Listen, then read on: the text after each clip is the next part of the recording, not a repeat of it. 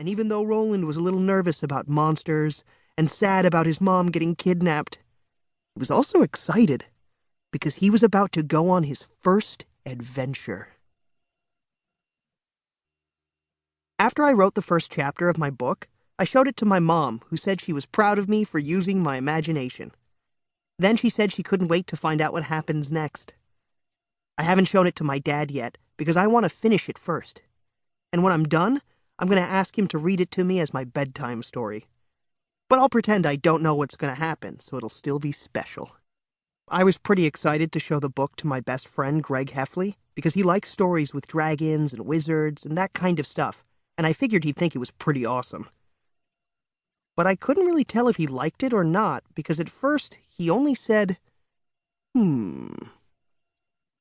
I asked Greg what he thought of the story so far, and he asked me if I wanted his honest opinion, or if he should tell me what I wanted to hear. And I said I wanted his honest opinion. But Greg reminded me that the last time I asked for his honest opinion, it got him in trouble. That was the time I showed him my tap dancing routine after taking my first lesson. Greg told me he thought it was terrible, and that hurt my feelings. So I told his mom what he said, and she wasn't happy. Greg said if he told me his honest opinion about my book, and it hurt my feelings, I wasn't allowed to go running to his mom. So I said okay, and we did a pinky swear. After that was settled, Greg told me all the things that were wrong with my story. And boy, he had a lot to say. The first thing he said is that I can't start the book with "Once Upon a Time," because that's corny and it makes it sound like a fairy tale. And that kind of hurt my feelings right away, because it's supposed to be a fairy tale. Then Greg said no offense, but this Roland character has got a lot of problems, and the biggest one is his hair. He said Roland has a mullet, which is the worst type of haircut a person can have. I said the reason Roland's hair is long in the back is so he'll look cool when he does action stuff. And Greg said maybe Roland can get a haircut at the beginning of Chapter 2. Then Greg said no offense, but Roland kind of seems like a baby, and it's not really believable that a kid his age would sleep in his parents' bed. And that made me feel a little ashamed, because sometimes I sleep in my parents' bed, especially on nights when there's a really bad thunderstorm. Greg taught me a long time ago that if you say, no offense, then the other person isn't allowed to have hurt feelings about what you say after it. But I think that only works with kids, because one time I told my dad, no offense, but your breath stinks. And he got mad.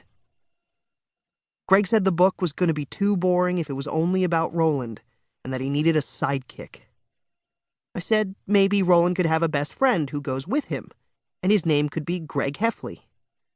But he told me everything about his life is copyright Greg Heffley, and if I used his name I'd have to pay him money. So I decided to make up a different sidekick for Roland, because I don't want any trouble with Greg. Greg said he didn't know if he could read a book about a boy who has to rescue his mom, because that's a little too weird. So I said maybe I could switch out Roland's mom for a princess, and Roland could rescue her instead. But Greg said nowadays princesses are tough and know how to fight, so they don't need some guy to rescue them. He said if I wrote a book about a helpless princess who needs to be saved by some dude, then I'm going to get a ton of angry letters. Well, that got me kind of worried, because I don't want to get a bunch of angry letters. But Greg said I could put my publisher's address on the back of the book, and then all the angry letters would go to them. I said I was just writing the book for myself, and that I wasn't really trying to get it published. But Greg said if I was going to do all this work, I might as well try to cash in.